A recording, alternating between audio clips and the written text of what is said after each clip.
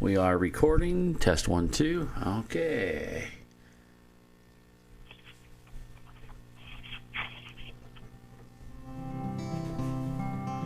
It's time for Clubhouse Chatter.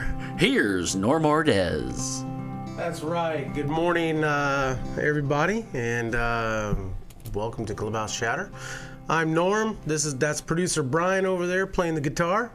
Well, actually, he's not playing the guitar, but I need a doctor. I need a doctor in the house. And you know what? We have one. We have a doctor. And Rebecca, how you doing this morning? Hey, Norm. I'm doing great. Thanks. Great. You got Wayne there with you, too? Hello, how you doing? Hey, Wayne, how's it going? Pretty good. I'm just a patient. Nice. So we have Wayne and Rebecca from Padres 360, and today, today is kind of a somber day. You know, we're doing our tribute to Mr. Padre, Tony Gwynn, and I thought nobody better than Wayne and Rebecca from Padres 360. They were at the game last night where they did a little bit of tribute to Tony, and walk us through that a little bit. Yeah, it was really nice. First, we went out to, of course, Park in the Park where Tony's statue is. We went there Monday as well, but wanted to go back, and it was really interesting to see how many tributes have been brought. How many? People are bringing jerseys, hats, their bobbleheads, there's flowers, there's signed baseballs by Tony. There's people who have taken their game balls and signed them to Tony. People have written poems. They have articles they've collected through the years. They're pasting them on his statue below. It's just, and then just being there and talking to fans. Monday was more emotional that day. Yesterday was before the game, so we had a lot of Mariner fans there as well, playing their respect. But that's kind of where we started it all, and we've seen some pretty pictures that we knew there was going to be a 19 out in right field, which was right. Yeah, I was saying to Wayne last night, I said I wouldn't want to be playing right field, and I said, afraid I might step on the 19. Oh, I know. And up here at Safeco, the day of, they had the 19, there between the, in the 5.5 hole. And, if there is a need to shed a tear today, guys, you know what? I'm cool with that. I'll probably shed a little bit as well. Tony Gwynn meant to me, growing up, watching him, it's amazing because you knew how good he was. But now that he's gone and you see the stats, and you know what? He was better than that. And not only as a player was he a great ball player, but he was a great person. And from what I've gathered with the people that I've talked to, I'll have Tom Gamboa on after you guys, who was a Padre roving instructor and stuff like that. And Tom was pretty emotional the other night when I was talking to him. And, everybody says the same thing about Tony. They're going to miss his laugh. Yeah. Mm-hmm. And someone came up to me. It was with one of the local papers and asked, what I was going to miss the most. And I was not fortunate to grow up in San Diego on Padre baseball. I rarely even saw the Padres, but I always knew who Tony Gwynn was. Right. But I was here for his last. I moved here in '93, so I was here for the last part of his career, and certainly, quickly took him on as my baseball hero. It didn't take very long. But so most of my personal experiences have really been with him since he's been, retired. And just how he is in the community, how he always has a smile, how he laughs, how he always takes time for everyone. He's never in too big of a hurry. He never tells anybody no. If he needs needing to come for a fundraiser, he's just always there. And it's more the person, It's just right. He was an amazing athlete, but the person is just, it's hard to imagine that we won't have him around. Yeah, and I remember watching him in spring training a couple of times, and it didn't matter who you were. you could be that minor leaguer who just was signed, and it's your first camp, and you know what, he would go over and he would talk to him, he'd talk about hitting, and other things, I'm sure about the baseball life and stuff like that. Yeah, I mean, there's definitely a void now, with him being gone. And, you look at some of his stats, and I was on a show last night, and they were telling me some of the stats, how I think he struck out like 453 times in his career, and Yep. I got a buddy, Mark Reynolds, who plays with the Milwaukee Brewers. You know what? Mark will hit 453 strikeouts in 2.5 seasons. Mm-hmm. And you look at some of those averages that Gwynn had, 271 or 371. I think his worst batting average in his career was his rookie year, where he hit like 289, which is just crazy. Yeah.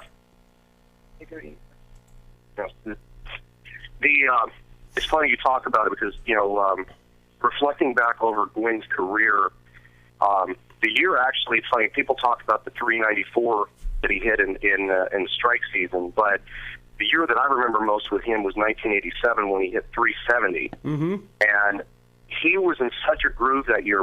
My friends and I, we would watch games with him, and his outs were line drives, and he would be in the batter's box almost bouncing. And it was he was like a maestro that was conducting the band. And he was a master at what he did. I mean, one of the things that a lot of people have talked about this week, they talked about just how much of a great individual he is or was, and how much of a kind person he was. But one thing also about Tony Gwynn that people need to remember is he had a tremendous work ethic. Yeah. And I think that is rare in the modern baseball. When we see a Yasiel Puig, who really is $1 million body with a 10-cent brain, and then we look at somebody like Tony Gwynn, Gwynn worked in his game. Gwynn would go home after the ball game, watching videotapes of his at-bats to study what he was doing wrong or right in the batter's box. He would analyze every aspect of the game. He would come to the games at 1 o'clock in the afternoon or 2 o'clock and sit there and hit 100 ground balls into the 5-5 hole. Mm-hmm. He had the consummate work ethic with also having tremendous natural gifted ability. And honestly, I think any time that we see a true superstar that encompasses all those aspects, we're seeing a guy that works on his game. Ichiro, I think, is one guy that I've seen over the years that works on his game. If you go early and watch him do BP and take outfield, he takes it like it's game situation. Right. And Gwynn was very much like that. There will probably be no other hitter, I think, in our lifetime that will ever touch the records that he did, and especially in light, if you look back at some of the teams he played on.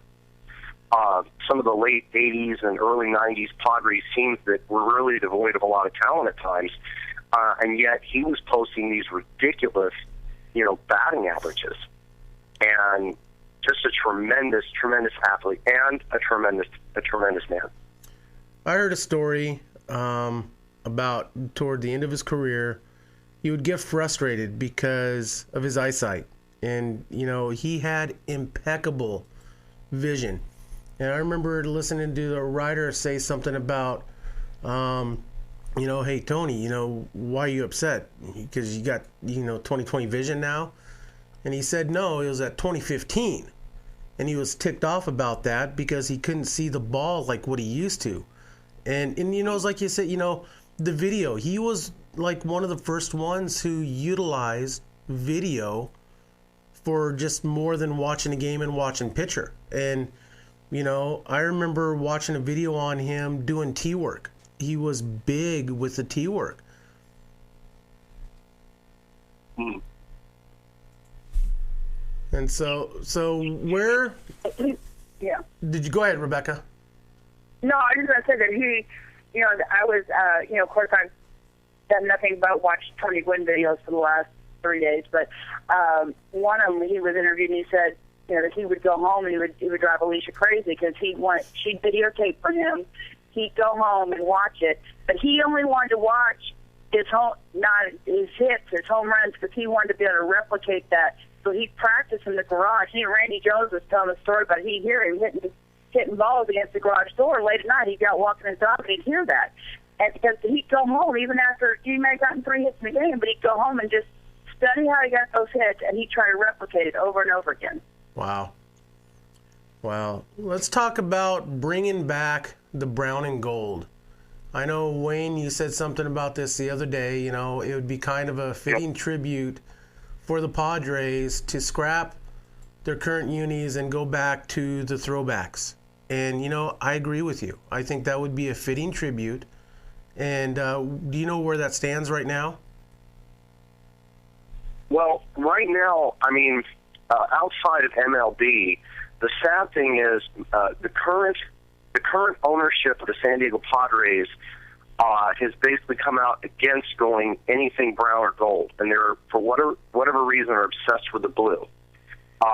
Right after we had a couple weeks ago where we had a tribute to the '84 Padres, and they were giving out the brown and gold type jerseys, the owner of the club, one of the owners, Ron Fowler, came up and basically said that they would never go back to the brown and gold, and that they had had these surveys from fans indicating that they weren't interested in that. They didn't like it. And when he was called upon to bring out the stats and to show the polls, he said he wouldn't do it. Now, as a season ticket holder, and knowing a lot of season ticket holders, and I don't want to drift off far with this, there has been no surveys that have ever been given to anybody that we have met that is a fan of the San Diego Padres. And for whatever reason, I don't know, and I don't know what it is or whatever, but they don't want to do it. And honestly, for me, as a fan, I would really like to see them go back as a tribute this year and get rid of these kind of junky blue uniforms they've got and really go back and do a total tribute to Gwynn and bring back that brown and gold, because that's the history of the club. That's what we look like. You know, and it's not only a tribute to Gwynn, but, you know, a tribute to Jerry Coleman. You know, I mean, Absolutely. You know, do it. You know, I totally agree with you on that. You know, let's start the movement. And I know that you started a little bit, you know, you've been posting on Facebook, but, you know, I'm on board, you know, and if you know, you need my signature anywhere, you know, you let me know, and I will jump on board with that. Well, thank you. We appreciate that. I mean, something should really give. It's difficult of a season as it's been. I mean, to start the season losing Coleman, to have the Padres playing well, hitting poorly, everything that's gone on, drafting Johnny Manziel and making a joke of the draft, and then, you know, we lose our icon. It would really be nice if we would do something where we would go back and make some sort of statement. And I appreciate your offer, and if there, believe me, we can let you know. There's a lot of people here in San Diego that honestly really want that.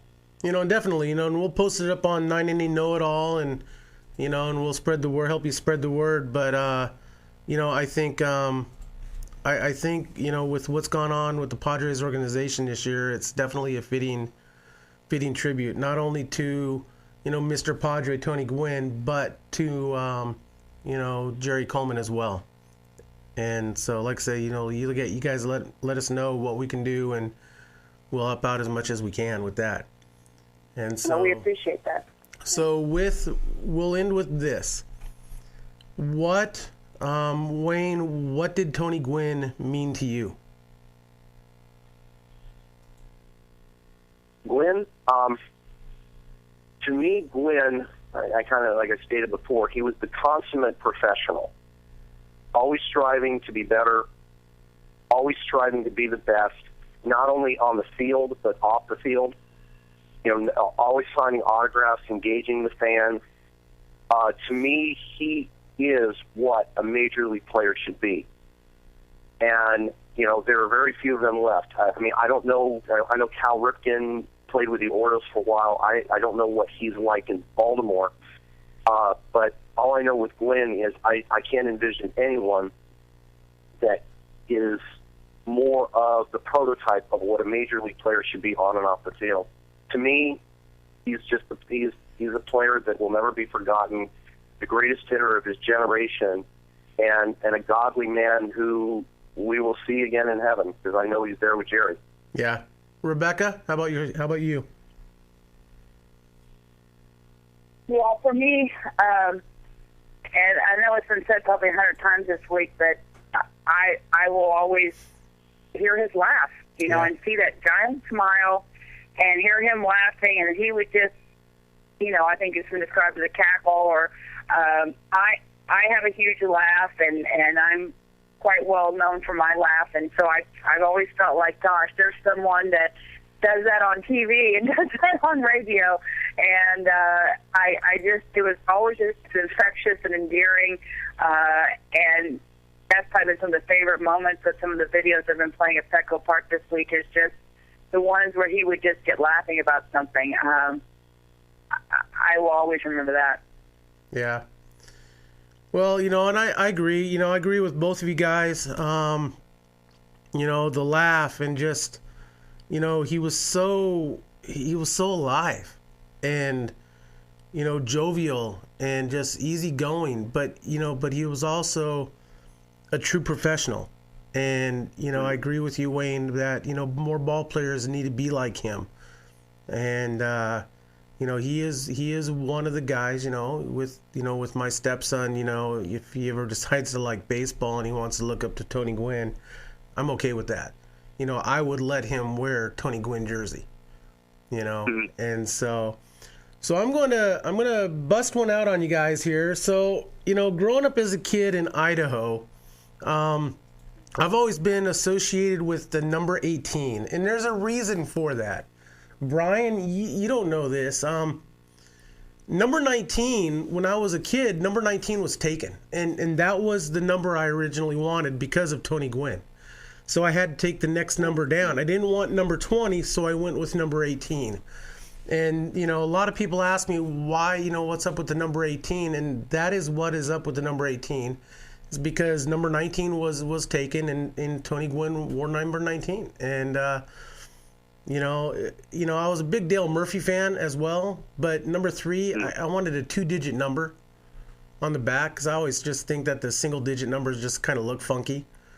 And so that's where number 18, and it kind of also, with my last name, Ordez, that's kind of where in the school, the school books, I always kind of fell in that 18th, 19th, 20th position, in the alphabetical order. So, guys, we thank you for coming on, and check Wayne and Rebecca out at www.padres360.com, and we will have you guys on again. Rebecca, we'll have you guys on to promote your book again. I kind of want to leave it to Tony Gwynn today, so we'll have you back on to promote your book again soon. Oh, no problem. And we look forward to sharing more baseball talk with you soon, Norm. Yeah, love you guys, and thanks for coming on, guys. All right, take care. All right. So there you go, Wayne and Rebecca from Padres 360. Great people. They do a really good job. I'd like to thank my sponsors, baseballdudes.com. Got the little logo on the lefty on the hat. Based by Pros, Mitch Canham. Mark Canham, dad, MDM Designs, did my Highway 30 Music Fast shirt. Also, Proper Cuts Barbershop, Carlos and the boys, over there on Baker Street. Check them out. Am I missing anybody? YamHillToday.com, where we're streaming live. And we'll be back. We'll be back with Tom Gamboa.